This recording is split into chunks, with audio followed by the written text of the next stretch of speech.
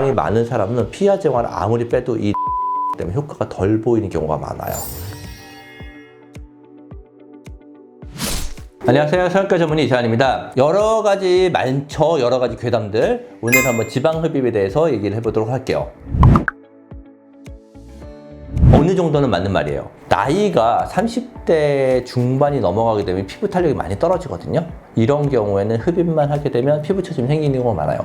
특히 이제 피부 처짐이 많이 생기는 부위가 복부거든요.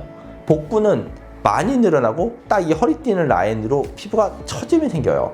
특히 많은 게 뭐냐면 출산하고 나서 복부 피부 처짐이 되게 많거든요. 복부 같은 경우는 지읍을 하면서 동시에 복부 성형을 같이 하는 경우가 되게 많아요. 지방 흡입을 하고 나서 피부 처짐은 어느 정도 생긴다고 보시는데 나이가 되게 중요하다 이렇게 생각하시면 될 것 같아요. 더 힘들거나 하는 건 없어요. 우리가 살이 찐다고 하는 건 지방세포가 커지는 거죠. 살이 빠진다고 하는 건 지방세포가 크기가 줄어드는 거고, 세포수는 동일하거든요. 지방 흡입을 한다고 하는 건 지방세포 자체를 줄여버린 거예요. 줄어들었는데도 전이랑 비슷한 사이즈다. 하나의 세포가 엄청나게 커졌다는 뜻이죠. 그 얘기는 본인이 엄청나게 먹었다는 뜻이에요. 그럼 본인 자체가 자제가 안 된다는 뜻이죠. 물리적으로 빼기가 더 어렵다 이렇진 않아요. 생각보다 뽑는 양에 비해서 몸무게가 줄는 효과는 적기는 해요. 보통 진짜로 지방 많이 뽑았을 때 한 10,000cc 정도 뽑는다고 보는데 10,000cc가 10L거든요. 10L 했을 때 몸무게 변화 한 4, 5kg 정도? 몸무게가 중요하지 않아요. 10kg를 뺐는데 그 중에서 실제로 지방이 몇 킬로나 빠졌을 것 같아요? 생각보다 많이 안 빠져요. 지방만 순수하게 빠지지 않아요. 근육도 빠지고 물도 빠지고 다 빠지죠. 그래서 사람들이 잘못 생각하는 건 지방 흡입으로 1kg가 빠졌어요, 몸무게가. 1kg 빠질 거면 그 고생을 해서 왜 지방 흡입을 해? 하지만 순수하게 지방만 1kg가 빠지는 게 몸에 있어서 생각보다 쉐입의 변화가 되게 커요. 몸무게가 1kg가 빠졌지만 몸의 쉐입의 변화는 훨씬 더 많이 빠진 것 같은 쉐입의 변화가 나타나는 게 지방 흡입이에요. 지방 흡입은 살을 빼려고 하는 수술이 어떻게 보면 아니에요. 체형을 어느 정도 교정하는 수술이죠. 그 얘기는 뭐냐면 예를 들어 몸무게가 100kg야?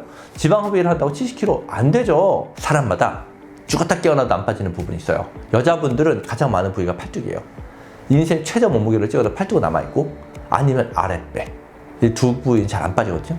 내가 진짜 운동을 열심히 하고 했는데도 안 빠지는 부위. 그 부위는 지방 흡입을 해서 고기만 딱 빼면 효과가 좋죠. 여자분들 이중턱 이런 경우는 괜찮아요. 이중턱, 아랫배, 팔 뒤 이런데 부분들을 조금씩 빼는 거는 굉장히 효과가 좋고 만족도도 높은데 내가 전체적으로 다 쪘어요.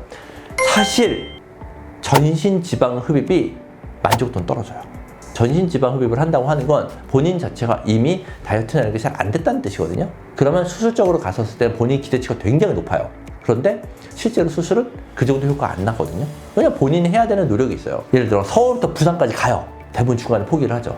지방 흡입은 KTX로 한 대전까지 데려다 주는 거예요. 어쨌든 대전서부터 부산까지는 본인이 걸어가야 돼요. 걸어가는 부분이 있어야 완성이 되는 건데 거기서 끝나면 안 돼요. 지방 흡입은 그냥 도와주는 거라고 생각하셔야 돼요. 지방이 실제로 어느 정도 무게가 나갔는지 제가 예전에 한번 찍은 영상이 있으니까 그거 한번 참고해서 보세요. 많이 빼면 좋을 거 아니야, 날씬해지니까. 그런데 뺄 수 있는 게 한계가 있겠죠. 무작정 많이 뺄 수는 없어요. 피부랑 붙어있는 지방을 어느 정도 남겨놔야 쭈글쭈글해지거나 울퉁불퉁해지거나 하는 걸 방지할 수 있어요. 모든 수술이 그렇죠. 본인이 한계치라는 게 있어요. 여기를 넘어가게 되면 문제가 되는 거죠. 그렇게 되기 전까지 뽑는 거죠. 어떤 특정 부위에 팔이라고 하더라도 위냐 아래나 중간이냐에 따라서 다 달라요. 지방이 어느 정도 분포를 하고 있는지는 몸무게에 따라서 다 다르기 때문에 수술할 때 수술한 사람이 만져봐야 돼요. 이만큼을 뺐었을 때 가장 피부 처짐이 적고 효과가 좋다라고 하는 걸 자기마다 갖고 있는 노하우인 거예요. 그래서 지방 흡입 경험 되게 중요해요. 이거는 약간 맞을 수도 있고 틀릴 수도 있는 게 우리가 배에 지방이라고 하는 게 피하 지방이 있고요. 내장 지방이 있어요. 내장 지방은 말 그대로 내장에 있는 지방이에요. 우리 곱창집 가면 대창이죠. 대창에 기름 엄청 많이 껴있잖아요. 내장 지방이라고 생각하시면 돼요.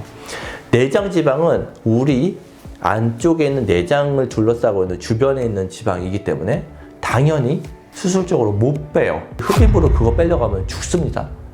우리는 피하 지방만 뺄 수 있는 거죠. 내장 지방이 많은 사람은 피하 지방을 아무리 빼도 이 내장 지방 때문에 효과가 덜 보이는 경우가 많아요. 그래서 환자분들한테 복부 지방, 특히 내장 지방이 많은 분들한테는 꼭 운동하고 다이어트 해야 된다고 생각해요. 오늘은 성형 괴담 중에서 지방 흡입에 대한 괴담에 대해서 한번 얘기를 해봤고요.